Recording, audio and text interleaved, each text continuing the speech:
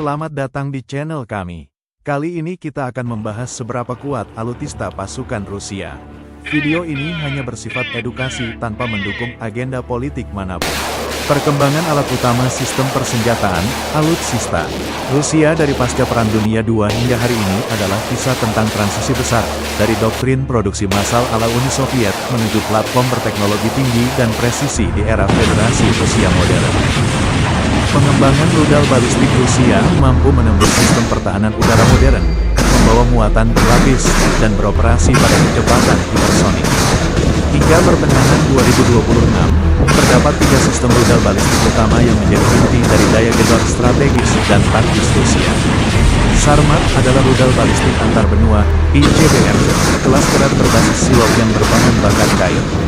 Rudal ini dirancang untuk menggantikan sistem RS-20V Voyvoda peninggalan era Soviet. Pasca Perang Dunia Kedua hingga era 1980-an, Uni Soviet memproduksi T-54 sampai T-55, yang hingga kini memegang rekor sebagai tank paling banyak diproduksi dalam sejarah, lebih dari 100.000 unit.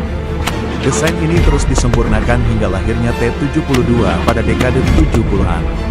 T-72 memperkenalkan mekanisme autoloader, pengisi peluru otomatis, yang memangkas jumlah awak tank dari 4 menjadi 3 orang dan membuat ukuran tank lebih ceper sehingga sulit dibidik. Lompatan terbesar ada pada tank T-14 Armata. Berbeda dengan tradisi tank manapun, T-14 menggunakan kubat tembak, turret, tak berawak. Ketiga awak tank duduk berdampingan di dalam sebuah kapsul lapis baja yang terisolasi di lambung depan tank. Ini menjamin awak tetap selamat meskipun amunisi di kubah meledak.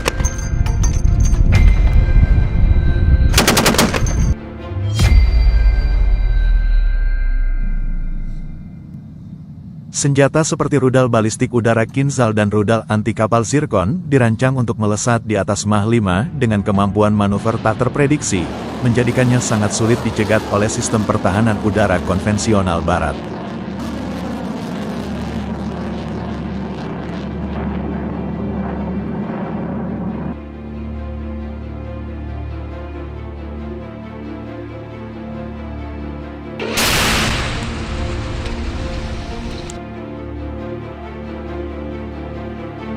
Evolusi keluarga Sukhoi. Desain dasar Su-27 terus dikembangkan menjadi berbagai varian multiperan seperti Su-30, pembom taktis Su-34, hingga Su-35 yang dipasarkan secara agresif ke berbagai negara.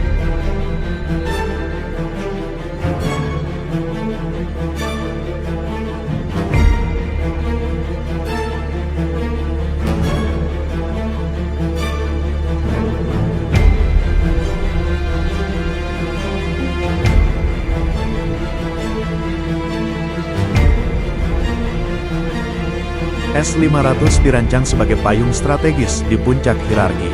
Sistem ini tidak berfokus pada pesawat tempur biasa, melainkan secara khusus dibangun untuk menghadapi ancaman di ketinggian ekstrim dan luar angkasa, termasuk rudal balistik antar benua, ICBM, yang sedang memasuki kembali atmosfer, kendaraan luncur hipersonik, dan satelit di orbit rendah bumi, LEO.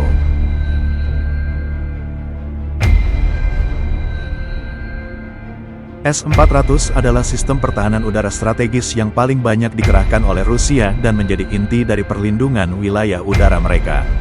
Sistem ini sangat ditakuti karena jangkauan radarnya yang masif dan kemampuannya melacak serta menyerang puluhan target secara bersamaan. Meski demikian, sistem radar secanggih S-400 memiliki keterbatasan, blind spot, terhadap target berukuran kecil yang terbang sangat rendah menyusuri kontur bumi. Disinilah Pansirsem dan OR-OR mengambil peran sebagai pengawal pribadi bagi infrastruktur vital dan baterai S-400 itu sendiri.